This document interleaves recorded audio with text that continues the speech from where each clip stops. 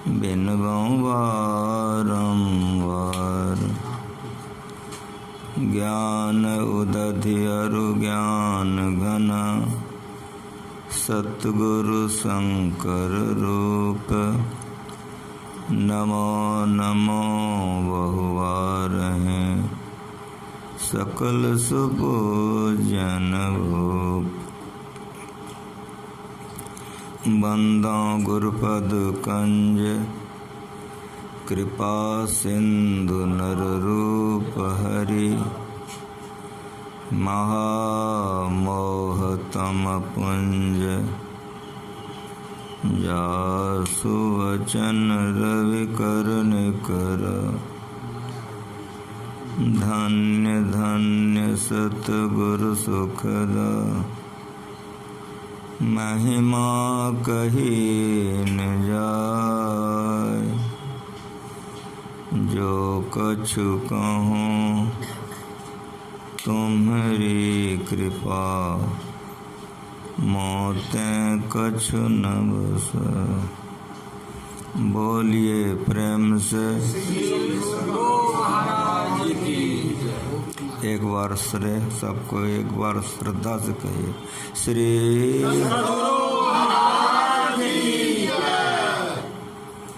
सत्संग में पधारे पवित्र आत्माओं। यह संसार नाशवान है और यह शरीर भी नाशवान है। शरीर और संसार में जब तक रहना होता है तब तक दुख में रहना होता है। जो शरीर और संसार से अपने को ऊपर उठा लेते हैं वही तमाम दुखों से छूट पाते हैं। इन तमाम दुखों से छूट पाने के लिए मनुष्य का शरीर सब शरीरों में सब हैं आवागमन से मुक्त होने के लिए चाहें तो मनुष्य शरीर में आकर के ही हो सकता है। इसीलिए संतों ने इस ज्ञान का प्रचार किया है। जो इस ज्ञान के अंदर में आते हैं वे ईश्वर को समझते हैं, संसार को, माया को, इन तमाम बातों को समझकर अभ्यास करते हैं। भगवान का जन्म हुआ, बहुत से बड़े बड़े विद्वान लोगों ने मोटी मोटी किताबें लिख दी है कि भगवान का शरीर अलौकिक शरीर था। लेकिन गुरु महाराज जी के ऐसे गुरु मिले हैं कि सब ज्ञान को सोजरा के गए।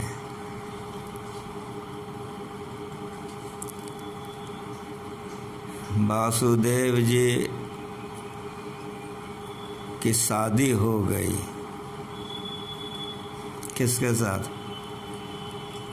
देवी देवकी के साथ। देवी देवकी कौन थी?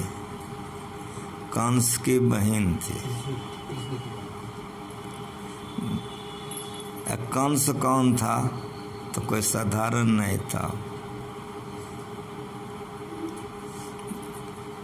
कंस का, रावण का नाम लेते दुनिया के लोग तुरंत जान जाते। कंस अपने बहन की शादी की है तो कैसा दूल्हा चुना होगा कंस? क्यों? तो साधारण राजा नहीं था वो, सब तरफ का सबकी जानकारी थी उसको। देवी देवकी की शादी हो चुकी है। कंस अपने से देवी देवकी को ससुराल पहुंचाने के लिए जा रहा है।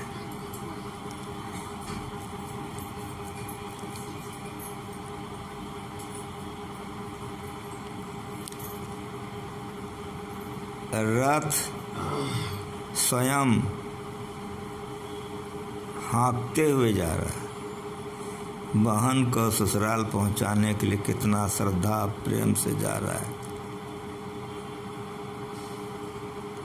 बहन की शादी हो, भाई जाए, उसमें भी भरे थे वे। कंस जा रहे हैं, देवी देवकी वासुदेव जी रथ में, रथ जा रहा है। आकाशवाणी हो गई कि जिनको इतनी प्रसन्नता से तुम लेके जा रहे हो, इसी के 8वें पुत्र तुम्हारे जान के घातक होंगे।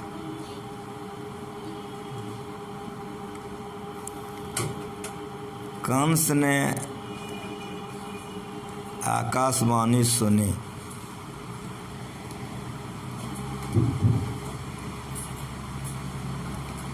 रथ रोक दिया।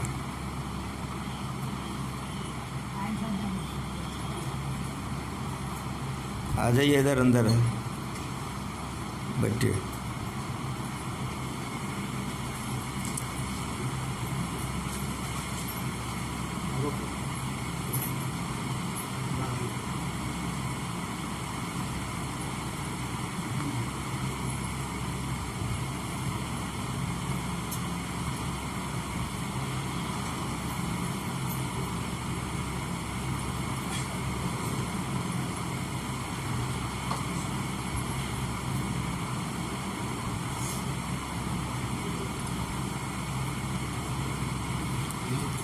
आकाशवाणी हुई, कंस ने सुना, रथ रुक गई। विचारने लगे और विचार करके उन्होंने निर्णय किया कि न रहेगी बांस न बजेगी बांसुरी। म्यान से उन्होंने तलवार निकाल लिया, देवी देवकी के चूल को पकड़ लिया और अब वे वार करेंगे कि न देवकी रहेगी, कम करो, न पुत्र होगा।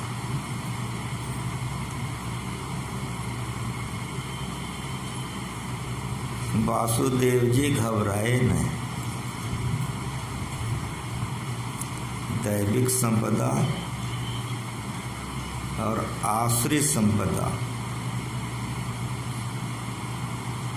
दो संपदाएं। वासुदेव जी दैविक संपदा के थे,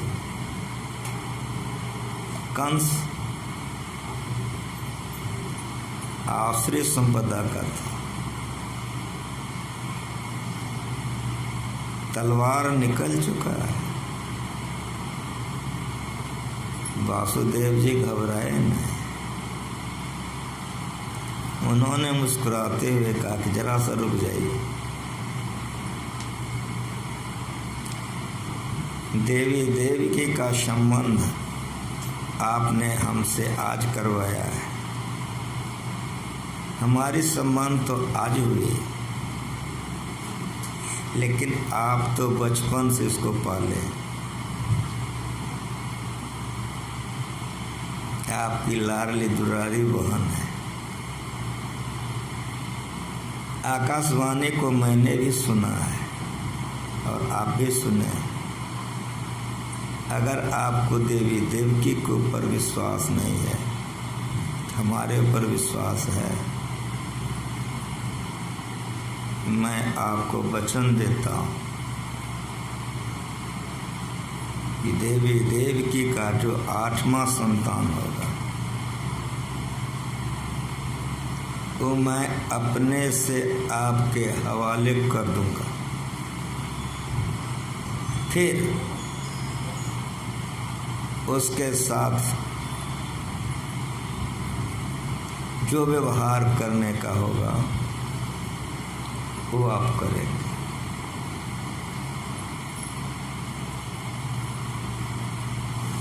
जो सच्चरित्र वाले होते हैं,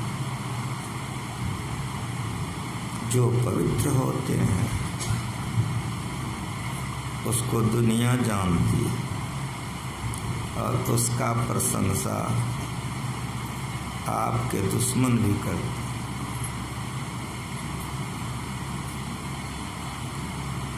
वासुदेव जी के वचन पर कंस म्यान को तलवार में रख दिया। जैसे दूध में आँच दीजिए तो उफना जाता है, थोड़ा सा पानी छीटिए तो बैठ जाता है। हजारों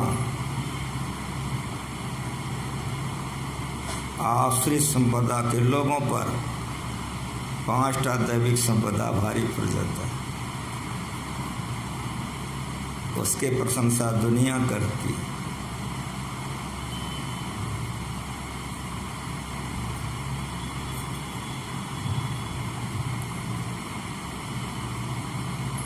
रामावतार के समय में मेघनाद की मृत्यु हो गई।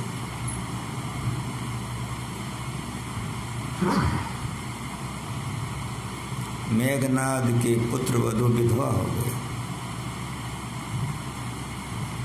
उन्होंने कहा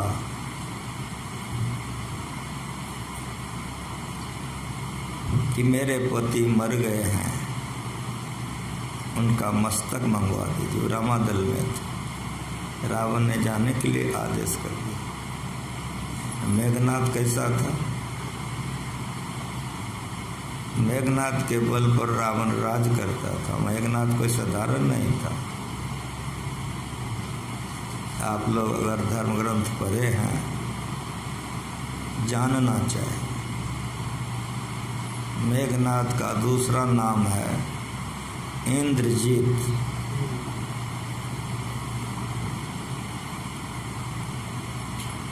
उन्होंने तपस्या की थी।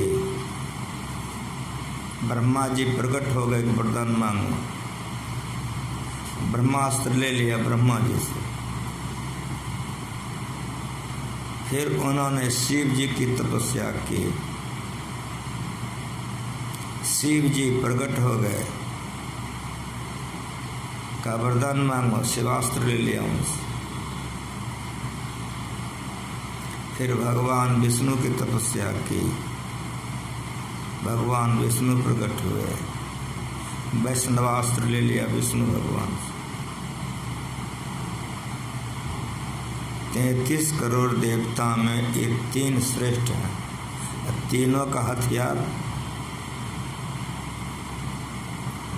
मेघनाद के पास आ गया। इसीलिए तीनों लोकों पर विजय था रावण का।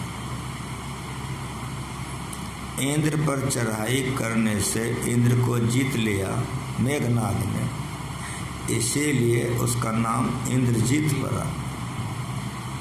धरती पर तो एक छत्रा राज्य उसका था ही, और पाताल के राजा वे ही थे।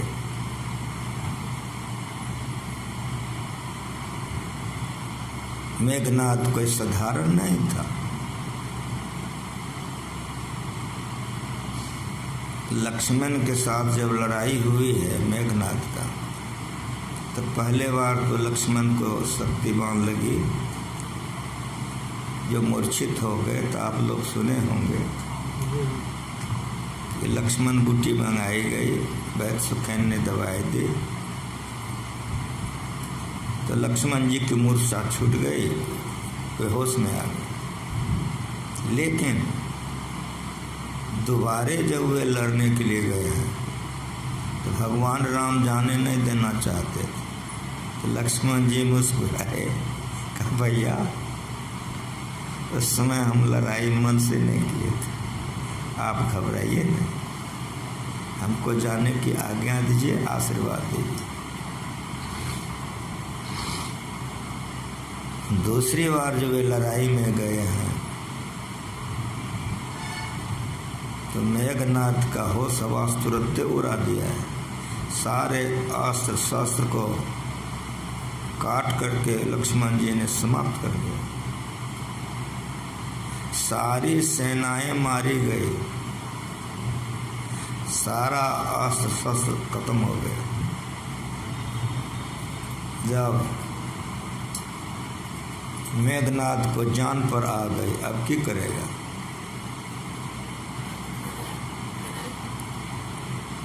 तब उन्होंने लक्ष्मण जी के ऊपर में ब्रह्मास्त्र का प्रयोग किया। लक्ष्मण जी ठहरे रहे, ब्रह्मास्त्र आया, लक्ष्मण जी का परिक्रमा करके लौट गया।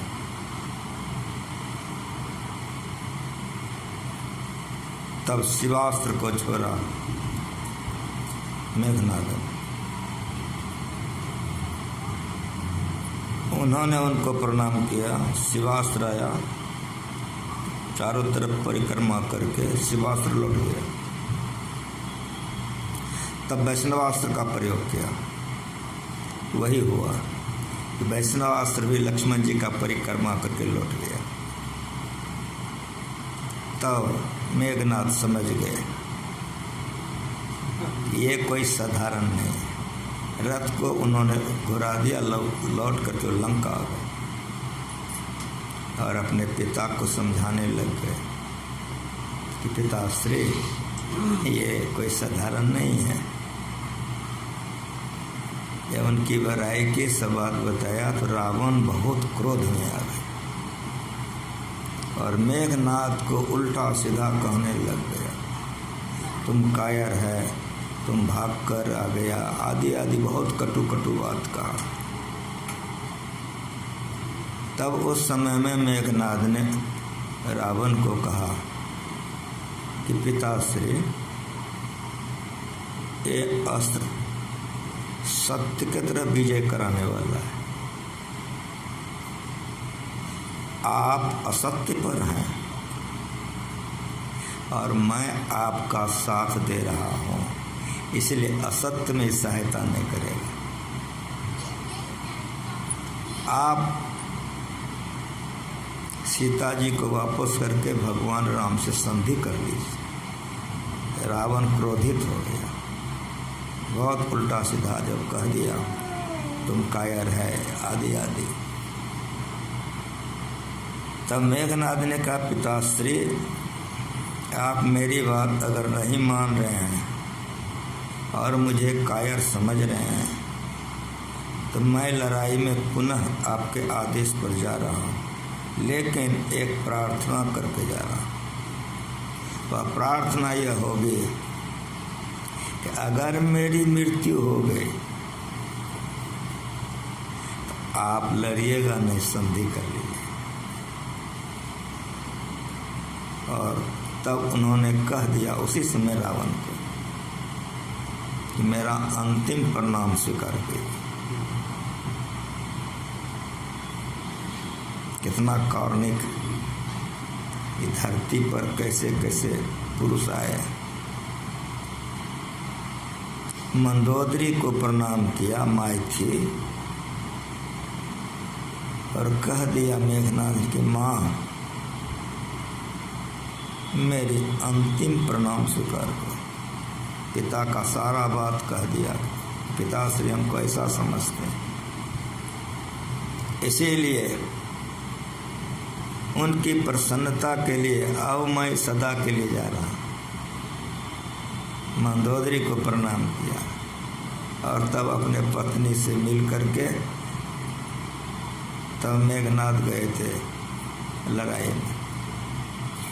ई बार मेघनाथ मारे गए। मेघनाथ की लाश पड़ी हुई है।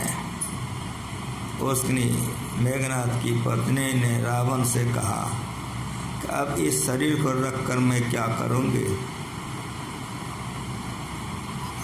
ये पतिव्रता स्त्री है।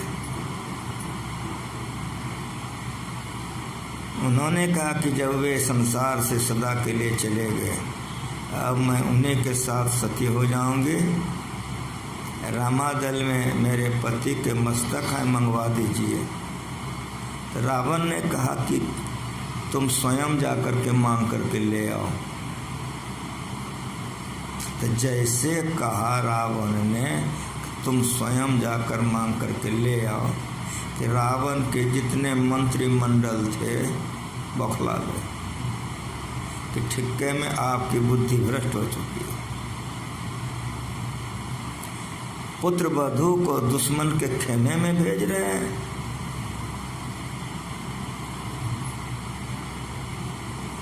जैसे सारे मंत्रिमंडल ने, मंत्रिमंडल ने कहा कि पुत्र वधू को आप दुश्मन के खेमे में भेज रहे हैं, आपकी बुद्धि भ्रष्ट हो चुकी है। रावण कह रहा है कि मेरी बुद्धि भ्रष्ट नहीं हुई। वो लड़ने के लिए जो दोनों आया है वो तपसी है।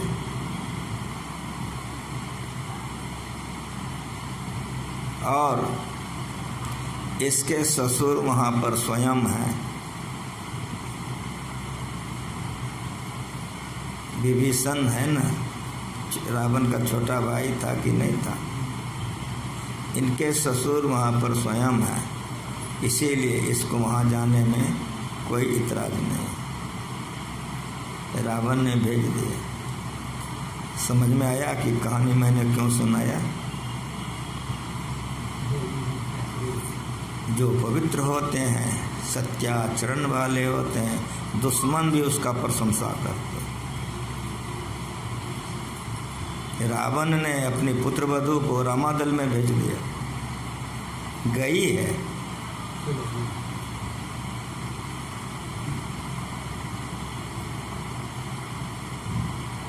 भगवान राम ने बहुत सम्मान किया और उनके मस्तक को सजा करके आदेश दिया, पहुंचा गया। इसलिए जीवन में पवित्रता बहुत आवश्यक है, सत्याचरण बहुत आवश्यक है। आश्रित संपदा के लोग अधिक होते हैं और दैविक संपदा के लोग कम होते हैं, लेकिन सृष्टि के आदिकाल से दैविक संपदा के लोगों के बल पर ही धरती चल रही है। कंस आश्रित संपदा का था, लेकिन वासुदेव जी आश्रित संपदा के नहीं थे, दैविक संपदा के थे। इसीलिए वासुदेव जी ने जो वचन दिया कंस को, कंस ने स्वीकार कर लिया। क्यों? तो कंस जानता था कि वासुदेव क्या है, जैसे रावण जानता था कि राम लक्ष्मण क्या है, कंस जानता था कि वासुदेव जी क्या है। अपने से उनके वचनों पर विश्वास करके पहुंचा दिया, लेकिन ये बात नारद जी को अच्छी नहीं लगी। उन्होंने देखा कि अब गड़बड़ हो जाएगा, तो कबीर साहब के वाणी में है कि दे दू धक्के। और उनके मन में हुआ कि अब फिर धरती पवित्र होने में देरी लगेगी। नारद जी कंस के यहाँ पधार जाते हैं। कंस ने बड़ा सम्मान किया। नारद जी ने बहुत बात कहते हैं, उन्हें उपदेश दिया। 8 लकीरें गोलाई में खींच करके 8 बार गिनती करवाया, तो 8 हो गया। जब 8 हो गया तब नारद जी ने पूछ दिया कि बोलो किसने मारेगा, तो उसकी बुद्धि काम नहीं करने लगी। कहा हम समझ गए। इतना सा कह करके नारद जी अंतर्ध्यान हो गए, चले गए। कंस चला गया और देवी देवकी और वासुदेव जी को पकड़ करके कारागार में दे दिया।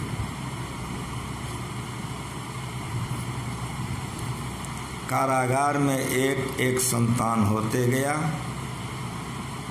कंस सबका संहार करते गया। ऐसा नारदवा ने क्यों किया?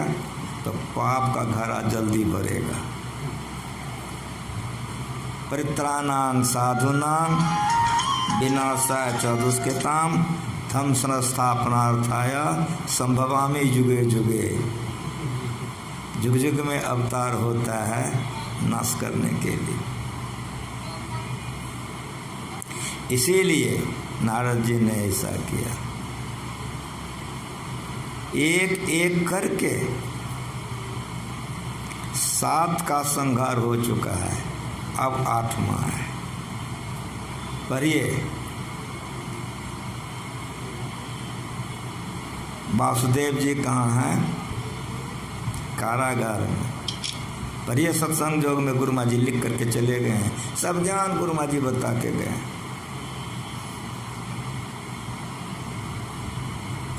भगवान 16 कला से वासुदेव जी के शरीर पर असवार हो गए।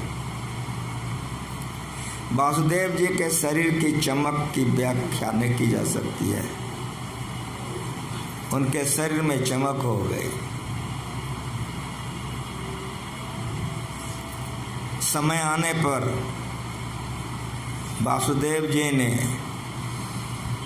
देवी देवकी को आधान किया। सत्संग योग में पढ़िए कि भगवान संसार के वास स्थान है, लेकिन देवी देवकी भगवान के वास स्थान पर। कितनी पवित्र थी देवकी, देवकी कितनी पवित्र थी। जनार्दन का अवतार का समय निश्चित था, पर यह सब समझो, सब गुरु माँ जी जमा करके अपने जीवन में चले गए। समय पर उनका जन्म हुआ और कारागार से भगवान को लेकर के पहुंचाए। आदि आदि बात पढ़ के देखिए। ये कथा कहने का मतलब क्या है? गुरु महाराज ने इस कथा को क्यों कहा? ये कथा कहने का मतलब है कि वासुदेव जी की शादी देवी देवकी से हुआ। संतान पहले पिता के शरीर पर आते हैं। खूब बढ़िया से सुनिए। संतान पहले पिता के शरीर पर आते हैं और बहुत दिनों तक वे पिता के शरीर में रहते हैं, बहुत दिनों तक। इसीलिए वहाँ सत्संग जो पढ़िए, आप लोग पढ़े होंगे तो याद आ जाएगा। समय आने पर वासुदेव जी ने आधान किया, देवी देवकी ने स्वीकार किया। साफ साफ लिखा हुआ है। इन तमाम बातों को कहकर गुरु महाराज जी ने ये बताया कि जिस तरह से होना चाहिए प्राकृतिक, उस तरह से सब कुछ, उसका जन्म आदि हुआ, तो शरीर अलौकिक कैसे हो सकता है? शरीर अलौकिक नहीं हो सकता। शरीर किसी का भी होगा, लौकिक होगा। चाहे भगवान का शरीर क्यों नहीं, लेकिन लोगों ने श्रद्धावश भगवान के शरीर के लिए लिख दिया है कि भगवान का शरीर अलौकिक था। शरीर अलौकिक कदापि नहीं हो सकता है। इसीलिए पूरा कहानी गुरु महाराज जी ने कहा कि इस तरह से उनका जन्म हुआ, इसलिए शरीर लौकिक था। और अगर अलौकिक था तो अलौकिक आत्मा हो सकता है, शरीर नहीं हो सकता। साफ साफ पहली बात तो ये समझिए, लौकिक गोया असत्य, अलौकिक गोया सत्य। लौकिक असत्य, अलौकिक बहुत बढ़िया से है। जो लौकिक होगा वो असत्य होगा, और जो अलौकिक होगा वो सत्य होगा।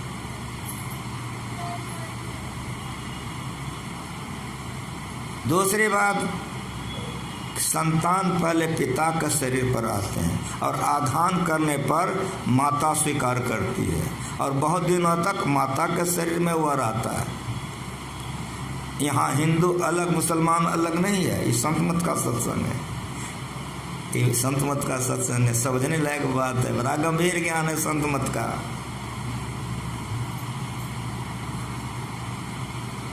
संतान पहले पिता के शरीर पर आते हैं, तो पिता जैसा होता है वो गुण संतान में होता है। वासुदेव जी कैसे थे कि भगवान उनके शरीर पर आए, इसीलिए धरती पर के प्रत्येक पिता को चाहिए कि सदाचारी बने, भक्त बने।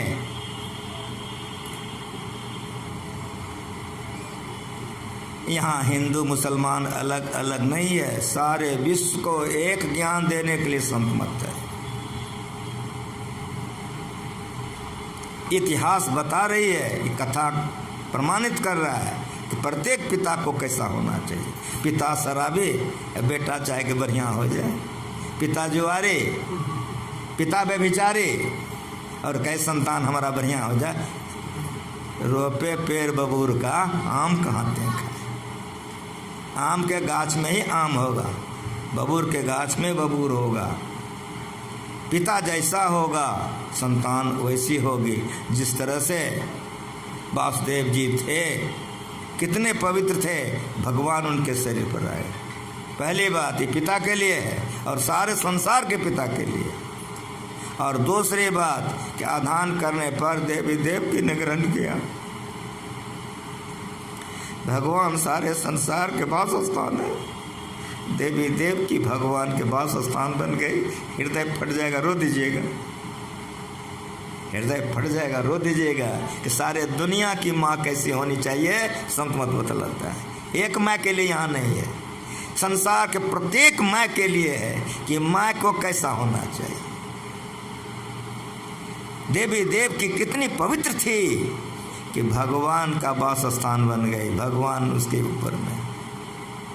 इसलिए प्रत्येक माँ को कितना पवित्र होना चाहिए इतिहास बता रहा है। माँ शराब पिएगी, माँ मछली खाएगी, माँ कुकर्म करेगी और चाहेगी कि हमारा संतान बढ़िया हो जाए, संभव नहीं। अब मेरी बात सुनिए, अगर वासुदेव जी के समान पिता, खूब बढ़िया सुनिए, अगर वासुदेव जी के समान पिता और देवी देव की कैसी माँ हो तो भगवान कृष्ण का धरती पर लाइन लगेगा कि नहीं? बोलो ईमानदारी से, लाइन लगेगा कि नहीं? कसम खा के बोलो।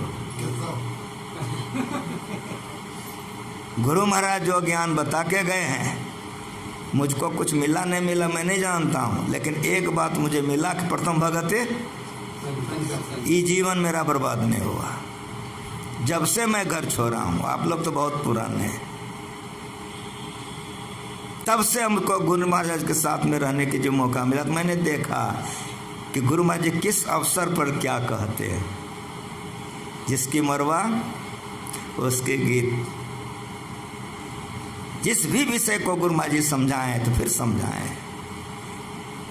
संत मत संत मत है, संत मत शांतिदायक मत है, और सारा ज्ञान संत मत में भरा हुआ है। और गुरु महाराज जी ऐसे दया के सागर हुए कि सत्संग योग में सब सजा के गए, सब सजा के गए, सारा है। अगर वासुदेव जी के समान सारे पिता धरती पर आ जाएं और माँ देवी देवकी के समान सारे माँ हो जाएं तो भगवान का तो लाइन धरती पर लग जाएगा तुरंत। कैसा संसार हो जाएगा। इसीलिए दैविक संपदा को समझिए और आसुरी संपदा को समझिए। जो दैविक संपदा के लोग होते हैं वे मांस मछली नहीं खाते हैं, दारू शराब नहीं पीते हैं, झूठ चोरी नशा सब विचार से डरते हैं। लेकिन जो आसुरी संपदा के लोग होते हैं उसको मांस मछली प्रिय होता है, दारू शराब में उसको मस्ती आती है, झूठ में विचार पापों में उसको मन लगता है। इसीलिए वे मर करके नरक जाते हैं और ई मर करके स्वर्ग जाते हैं। इसीलिए धरती पर आसुरी संपदा के लोग अधिक होते हैं, दैविक संपदा के लोग कम होते हैं। जो आसुरी संपदा के लोग होते हैं उसकी बुद्धि मोटी होती है, और जो दैविक संपदा के लोग होते हैं उसकी बुद्धि सूक्ष्म होती है। इसीलिए आश्रित संपदा के ऊपर में दैविक संपदा भारी पड़ता है। रावण का फौज कितना था? चरत दशानन धरनी कांपे, तीनों लोगों का मालिक था रावण, लेकिन आश्रित संपदा का था। लेकिन उनके पिताजी थे, लेकिन आश्रित संपदा के थे वे। रावण के पिताजी जो आश्रित संपदा के लोग होते हैं, उसके संबंध में सदग्रंथों में जो लिखा हुआ है वो लिखा हुआ है। गुरु महाराज जी जो ज्ञान समझा के गए वो ज्ञान समझा के गए। राम और रावण की लड़ाई हो रही है। नरांत की सेना 72 करोड़ है, पढ़िए देखिए। ऐसी सब सेनाएं थी कि पाताल से सेना मंगाया गया है, समुद्र से सेना मंगाई गई है, लेकिन सारी सेना भगवान राम के सामने में समाप्त हो गई। बंदर भालू के साथ लड़ाई होने पर रावण की हार हो गई और राम के जीत हो गई। उस तरह कंस के समय में कंस का सब चीज प्रभुत्व था, लेकिन कृष्ण के सामने में कुछ नहीं चला, कुछ नहीं चला। 17 बार चढ़ाई किया था,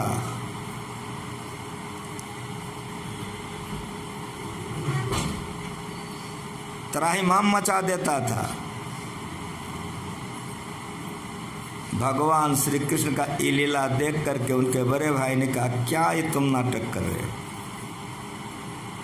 तो कहा, दाऊ आप घबराइए नहीं, इसमें मेरा एक राज है।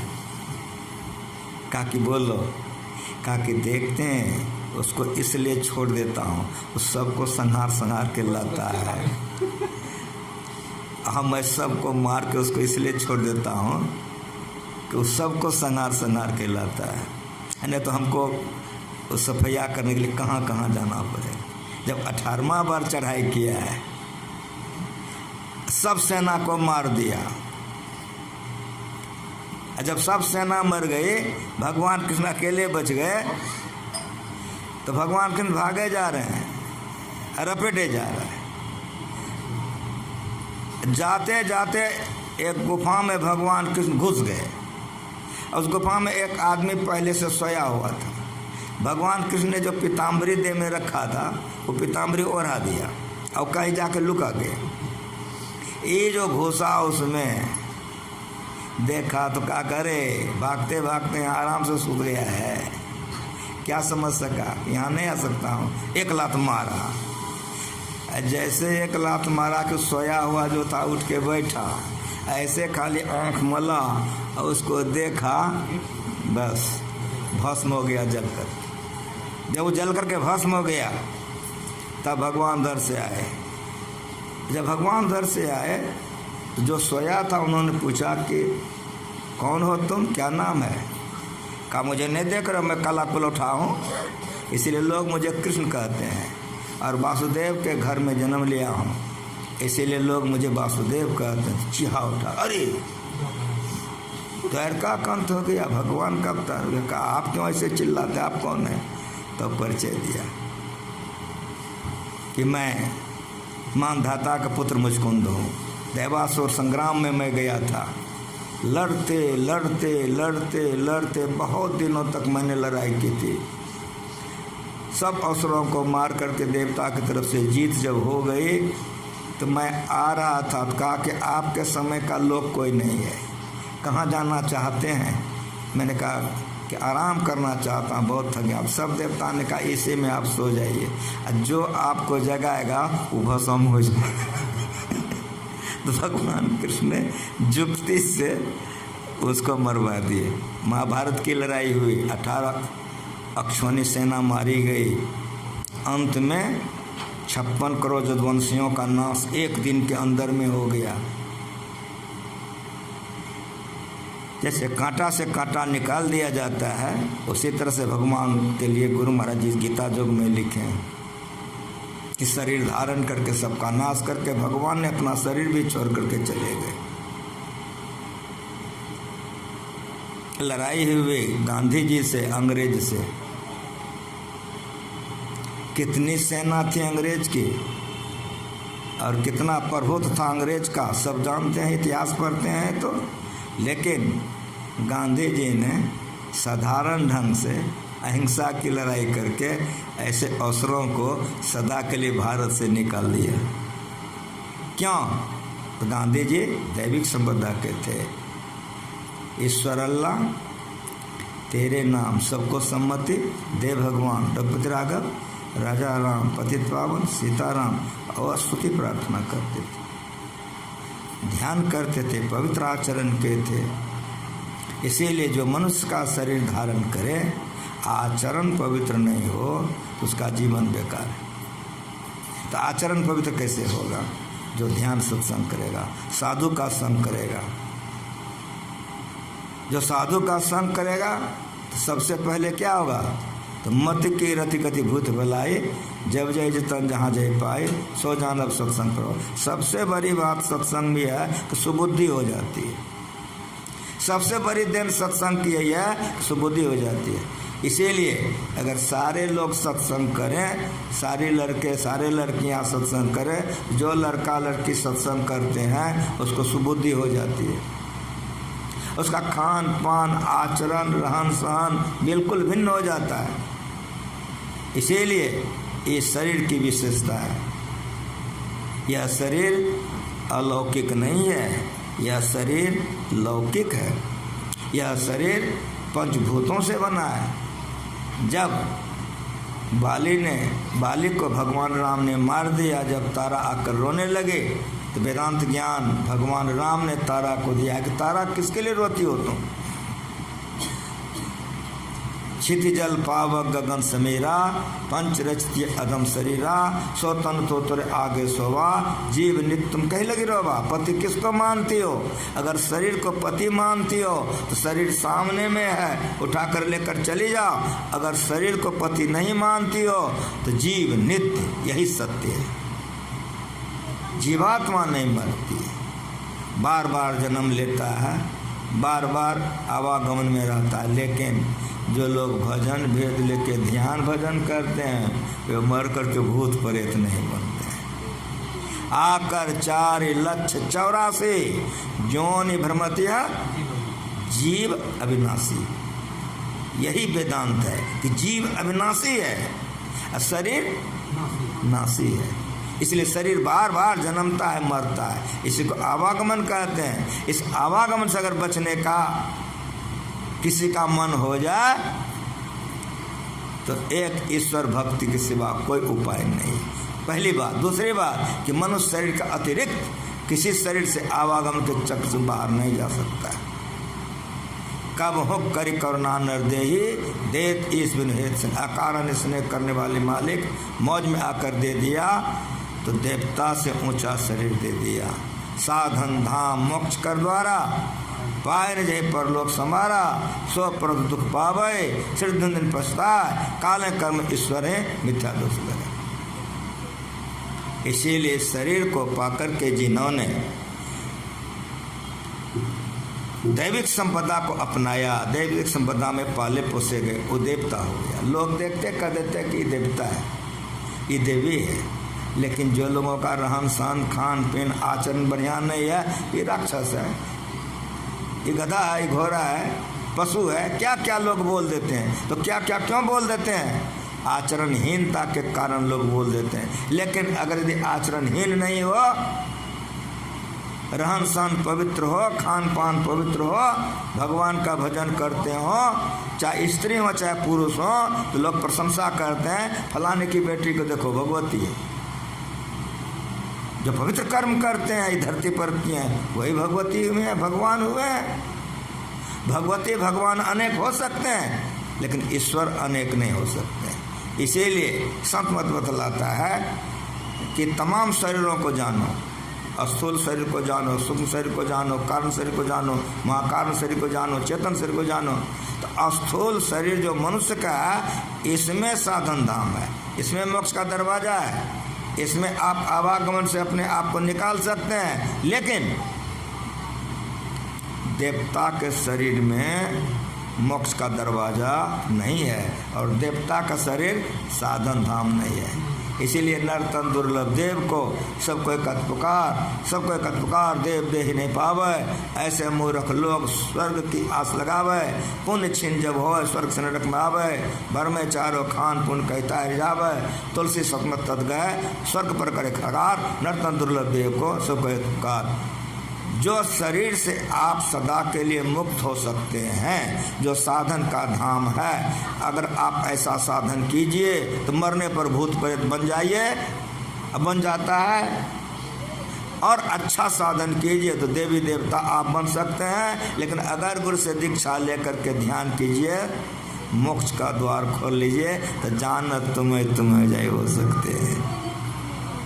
परमात्मा को पा करके आप परमात्मा हो सकते हैं। इतना सुंदर शरीर को पा करके जो विषयों में गमाता है, तो भगवान कहते हैं स्व प्रथ दुख पावे सिरधुन पछता, काले कर्म ईश्वरी मिथ्या दोष लगा। इसीलिए जो लोग भजन भेद ले लिए हैं, मन से ध्यान कीजिए। जो लोग नहीं लिए हैं, ले लीजिए। झूठे गुरु के पक्ष को तजतन कीजिए वार, द्वार न पावे शब्द का भटके बारंबार। साचे गुरु के पक्ष में तन मन दे ठहरा, चंचल ते निश्चल भैया नहीं आवे नहीं जाए। एक महिला आई हमसे दीक्षा लेने के लिए, तो मैंने पूछा कि आप मांस मछली खाती हैं? तो नहीं बाबा नहीं खाती। तो आपके पति खाते हैं? तो बाबा वे भी दीक्षित हैं, अमुक मत में दीक्षित हैं। हम दीक्षित हैं, मैं ये नहीं पूछ रहा, मैं पूछ रहा खाते हैं? हाँ बाबा खाते पीते हैं। तो क्या करते हैं? तो MA पास हैं, वे इंजीनियर हैं। हम कहा तो उनकी आज्ञा है आपको भजन भेद लेने की? बोले कि हाँ बाबा। हम कहाँ हैं? कभी बाहर में है, वही तो आए हमको भजन भेद दिलाने के लिए। बड़ा आश्चर्य लगा हमको। मैंने कहा कि उनको बुलाइए। वो आ गए। तो मैंने पूछा, कहाँ बाबा? हम अमुक मत से दीक्षित हैं। मैंने कहा कि जब आप अमुक मत से दीक्षित हैं तो आप मांस मछली शराब कैसे लेते हैं? आप तो पढ़े लिखे हैं। कहा बाबा उन्होंने दीक्षा तो दिया, लेकिन उन्होंने कहा 6 दिन खाइए, 1 दिन नहीं खाइए। तो मैं 6 दिन खाता हूँ पीता हूँ, 1 दिन बाबा नहीं खाता पीता हूँ। ऐसे सब गुरु अभी धरती पर मौजूद है। मैं जो भी सुनाता हूँ तो एकदम प्रैक्टिकल सुनाता हूँ, अनुभव ज्ञान। तो मैंने उनको समझाना शुरू किया कि आपकी धर्मपत्नी है। हाँ बाबा। तो उसको मैं मांस पर, मछली पर, अंडे पर, शराब पर थोड़ा सा समझाया। और तब मैंने पूछा कि आप इतने पढ़े लिखे लोग हैं, उन्होंने जो कहा आप मान लिए, लेकिन आपका हृदय कबूल करता है कि कोई आदमी 6 दिन तक डकैती करे, 1 दिन नहीं करे, 6 दिन तक वे विचार करे, 1 दिन नहीं करे? इस तरह सब कुछ समझा ही रहे थे, बेचारे रोने लग गए, पैर पकड़ लिए। कहा बाबा आसम मांस मछली अंडा शराब आपके चरण में चढ़ा दी। तो मैंने कहा कि अब आपकी पत्नी को मैं दीक्षा दूंगा। क्यों? तो ये आपकी धर्मपत्नी है, ये दीक्षा लेके ध्यान भजन करेगी। आप मांस खाएंगे, मछली खाएंगे, परोसने के लिए कहेंगे, तो 8 आदमी खाने वाला जो होता है तो सब के सब मनुस्मृति में 8 नरक को जाते हैं। तो ऐसे सब गुरु अभी भी मौजूद हैं धरती पर, लोगों को भ्रम में डाल करके। तब मैंने उनसे कहा जिससे आपने भजन भेद लिया उसको ऋत्विज कहते हैं। कहाँ बाबा? हम कहे वे लोग तो लहसुन प्याज भी नहीं खाते। कहाँ बाबा? जब वे लोग हमारे यहाँ आते हैं तो वे लोग लहसुन प्याज भी नहीं खाते हैं। मैंने कहा कि अब आप देखिए कि जिन्होंने आपको दीक्षा दिया वो लहसुन प्याज नहीं खाते हैं। ये आपको कहते हैं 6 दिन खाइए, 1 दिन नहीं खाइए। यही सब जो हम समझाए तो बेचारे पढ़े लिखे थे, MA पास थे, इंजीनियर थे, रोने लग गए पैर पकड़ के। कहा बाबा आज चढ़ा देते हैं हम आपको। झूठे गुरु के पक्ष को तजतन कीजिए वार, द्वार न पावे शब्द का भटके बारंबार।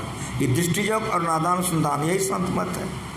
जो दृष्टिजोग और नादान संतान करेगा, आचरण पवित्र नहीं रहेगा, भजन में आगे नहीं बढ़ सकेगा, हरगिज भजन में आगे नहीं बढ़ सकेगा। इसलिए गुरु महाराज जी लिख के गए, खान पान को प्रथम संभारो, तब रस अवगुण मारो। मांस मछली दारू शराब तो खाना ही नहीं चाहिए। लेकिन और बात सुनिए कि तामसी, राजसी और सतोगनी भोजन को समझिए, गीता जो पढ़िए। इसीलिए जो सात्विक आहार है उसमें तमोगुनी रजोगुनी हो जाता है। अगर बहुत ज़्यादा तेल मसाला चटपटदार बना दिए पर ये सत्संग जो वो राजसी भोजन हो गया, भजन नहीं बनेगा आपका। इसीलिए साधु का भोजन सरल होता है, नमक मसाला दे करके खाता है। राजसी भोजन में मन रजोगुनी हो जाएगा तो भजन में बाधा हो जाएगा। तामसी भोजन में मन तमोगुनी हो जाएगा, भजन बनने ही नहीं देगा। इसलिए साधक को जिहा पर कमांड करना चाहिए। जिभ्या इंद्रिय के नाल, जो बरचे सो बाचे काल। इसलिए जिभ्या पर हम तो कहीं कोई चीज़ सुनते हैं, हम जब गांधी जी का जीवनी पढ़े कोई बात याद हो जाती है, कहीं कहीं कोई पढ़ते हैं तो हम उसको बड़ा अमल करते हैं। ज्ञान पढ़ करके होता है या ज्ञान सुन करके होता है। गांधी जी की जो आत्मकथा है, गांधी जी ने अपने हाथ से लिखा है, उसका राइटर कोई दूसरा नहीं है। अगर आप गांधी जी के आत्मकथा को पढ़े हमने तो हम तो रोने लग गए उनके आत्मकथा को पढ़ करके। जीवन में उनसे अगर कोई भूल हो गई थी, कोई गलतियां हो गई थी, वो लिख चुके हैं। रोने लग गए हम कि इसी को महापुरुष कहते। अगर उनके जीवन में कोई गलतियां हुई है, कोई भूल हो गया, तो गांधी जी उसको भी लिख के छोड़ दिए।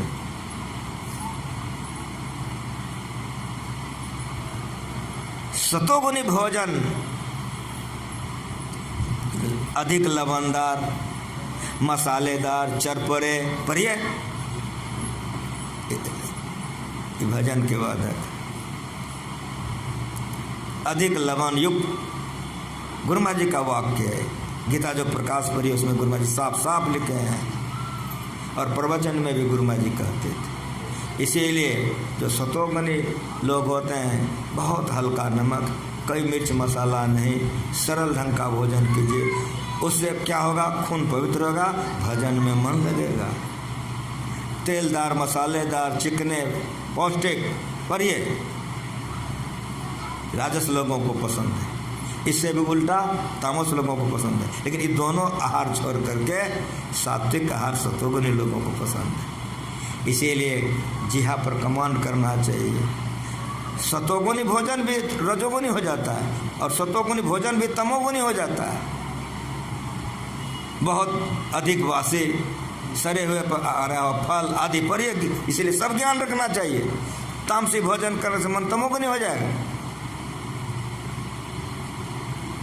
रजोगुनी भोजन करने से रजोगुनी हो जाएगा। गुरु महाराज जी ऐसे थे कि ये नमक भी नहीं खाते, सिंधा नमक बनाते थे, कितना हल्का नमक खाते थे, कोई मिर्च मसाला। गुरु महाराज जी ने जीवन बन गया है। अब 10 जगह घूमना पड़ता है, परिस्थिति जीवन में आता है। गुरु महाराज जी के साथ में रहने से सीखे हैं कि एक दिन ऐसा परिस्थिति आया कि पांडव लोगों को दूसरे के यहाँ नौकरी करनी पड़ी। एक समय था कि लोग हमको बना खिलाता था, कुछ समय हमारा ऐसा फेर में आ गया कि अब लोगों का बनाया हमको खाना पड़ता है। तो हम जिसके साथ जीवन बिताए सब ज्ञान सिखा के गए। हम सोचे कि हमारा कर्म फल इसी तरह का है। ऐसा साथी मिल गया कि दूसरे का बनाया हुआ खाना पड़ता है। तो जहाँ रुचिकर होती है खा लेता हूँ, दूध रोटी खा के छोड़ देता हूँ। कितना हम अपने साथी को सिखाएं। हम पढ़े हैं कि तुम संसार को गांधी जी नहीं बना सकते हो, लेकिन तुम बन सकते हो। तो हम दूसरों को उपदेश नहीं दे सकते, हम अपना चल सकते हैं। ये ज्ञान है। जो सर्वांग पूर्ण ज्ञान को नहीं समझेगा, अभ्यास में आगे नहीं बढ़ सकता। उसके मन में शांति नहीं आएगी, उसके मन की चंचलता का नाश नहीं होगा।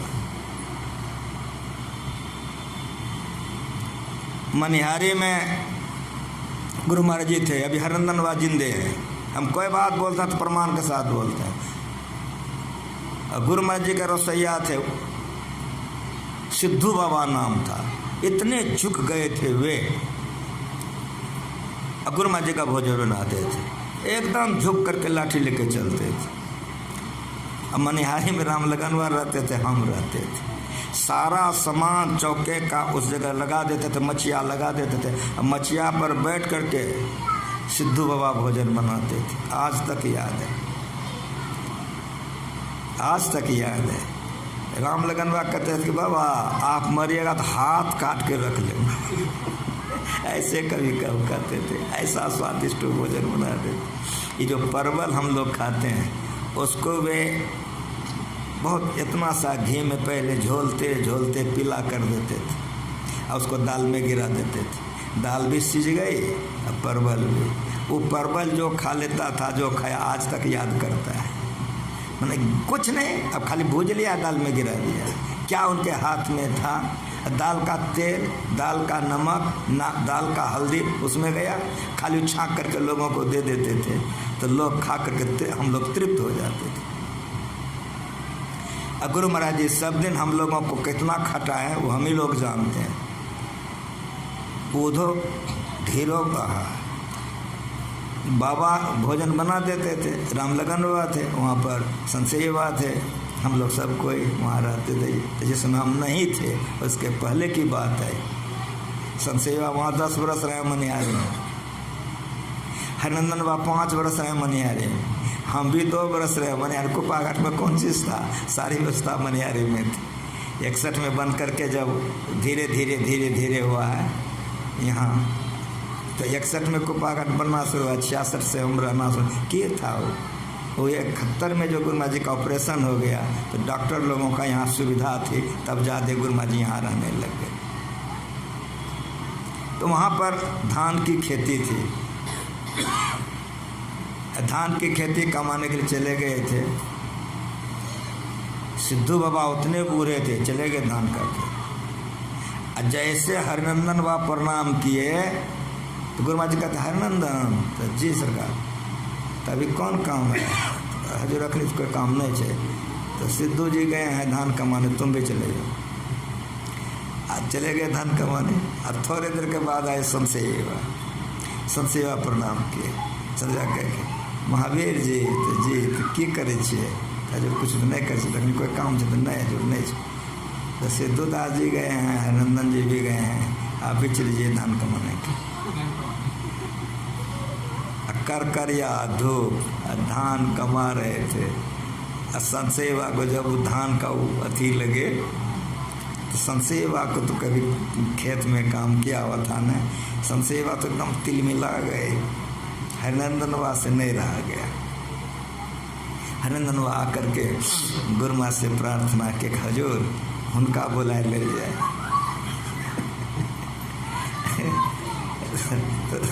उनका बुलाए ले जाए।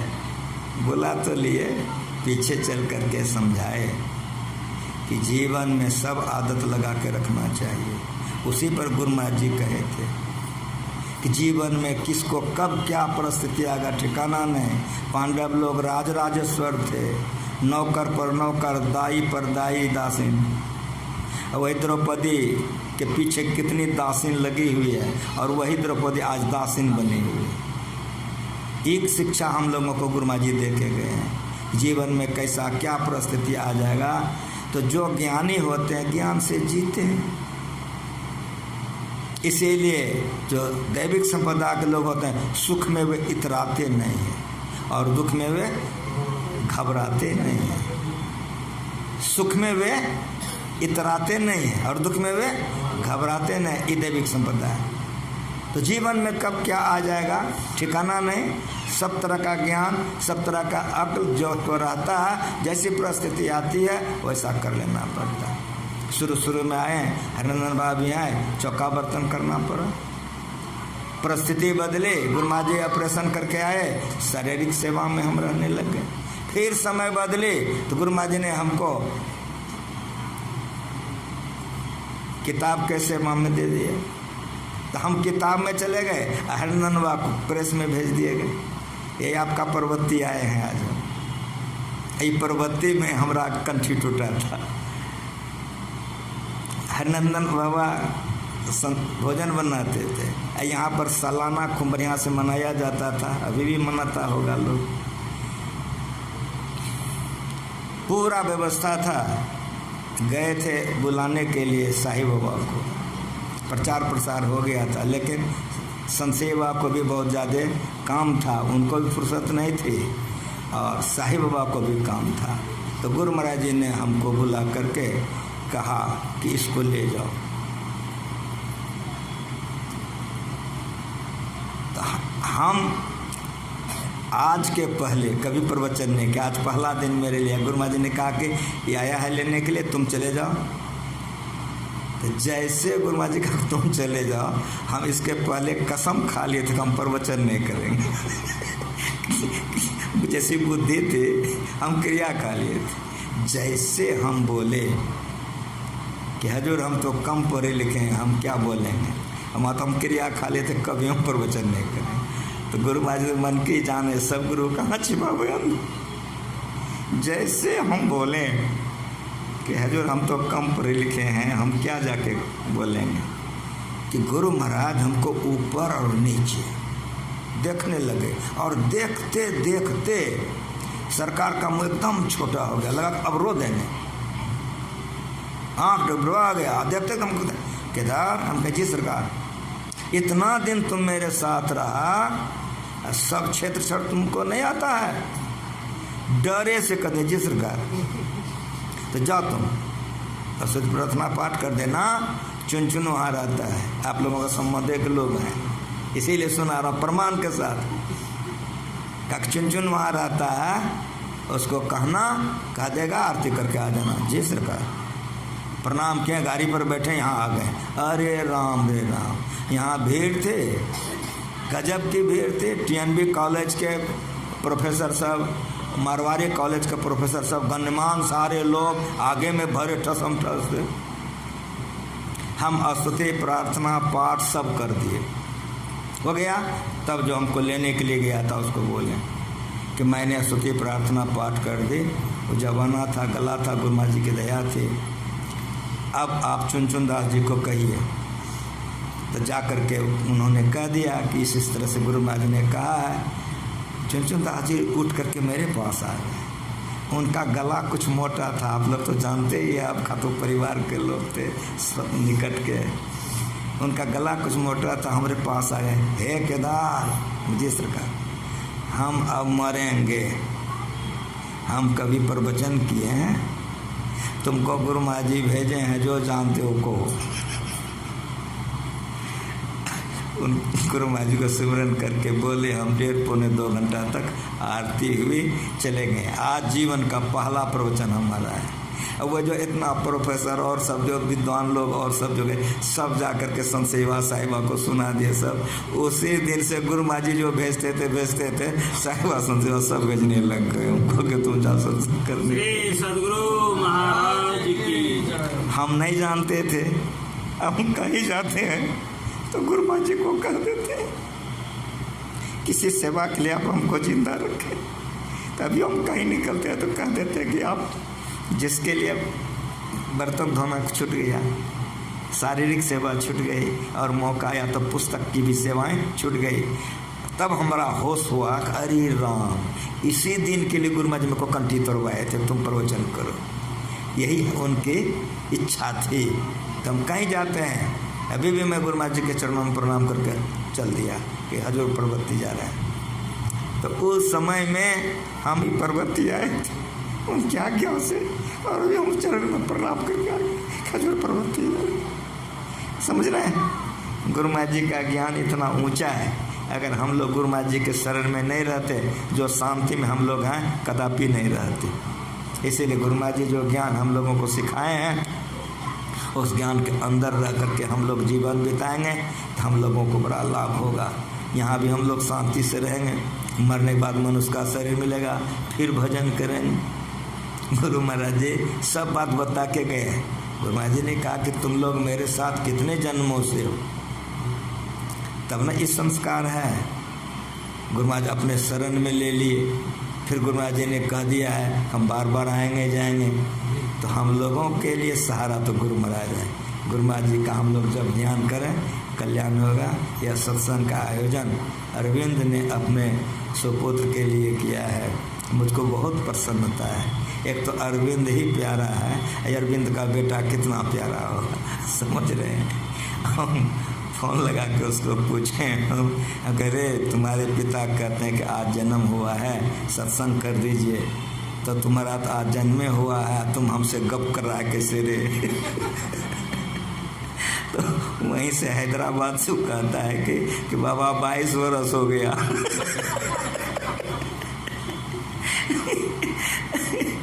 तो बहुत खुशी है कि आप लोग सारे खानदान गुरु महाराज के शरण में हैं, बाल बच्चे शरण में हैं, इसलिए आप लोगों के साथ मेरा पारिवारिक संबंध, आप लोगों से मिल करके बहुत प्रसन्नता होती है। मैं इस बच्चे के लिए गुरु महाराज से दीर्घ जीवन का कामना करता हूँ और उसका मन भक्ति में लगे, उसका जीवन पवित्र हो, ये प्रार्थना करता हूँ। और आप सभी लोग जितने आए हैं, सभी लोगों के लिए गुरु महाराज से प्रार्थना करता हूँ कि सभी लोगों का मन गुरु महाराज के चरण में लगे, जिससे कि सबको शांति मिले, कल्याण हो। इन्हीं शब्दों के साथ एक बार प्रेम से बोलिए सीताराम बाबा। एक भजन गा दीजिए, फिर आरती हो जाएगी। माइक दीजिए सीताराम बाबा को।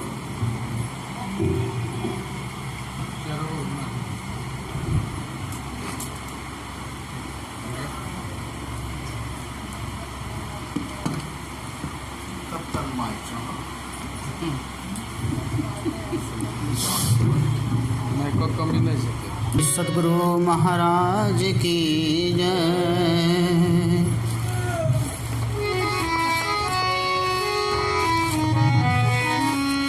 दुर्लभ मानुष जन्म है, देह न बारंबार,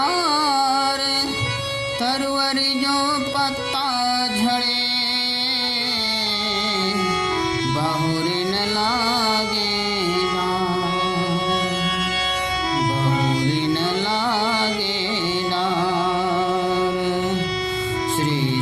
महाराज की जय।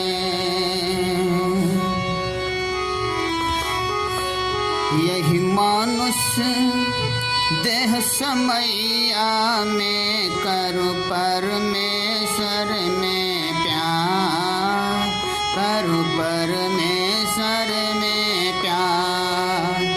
यही मानुष देह समैया में करु परमेश्वर में प्यार, करु परमेश्वर में प्यार। कर्म धर्म को जला खाक कर देंगे तुमको तार, देंगे तुमको तार। यही मानुष यह समैया में करु परमेश्वर में प्यार, करु परमेश्वर में प्यार। तह जाओ जहाँ प्रगट मिले हुए, तब जानो है स्नेह। तह जाओ जहाँ प्रगट मिले हुए, तब जानो है स्नेह। स्नेह बिना नहीं भक्ति होती है, कर लो साचा ने, कर लो साचा ने। यही मानुष तेह समैया में करु परमेश्वर में प्यार, करु परमेश्वर में प्यार।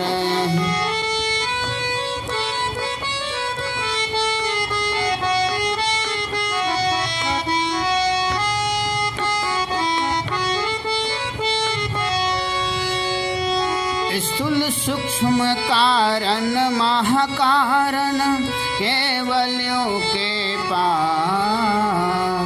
स्थूल सूक्ष्म कारण महाकारण केवलों के पार। सुख मन तिल हो पिल तन भीतर, सुख मन तिल हो पिल तन भीतर। होंगे सबसे न्यार, होंगे सबसे न्यार। यही मानुष देह समैया में करु परमेश्वर में प्यार, करु परमेश्वर में प्यार।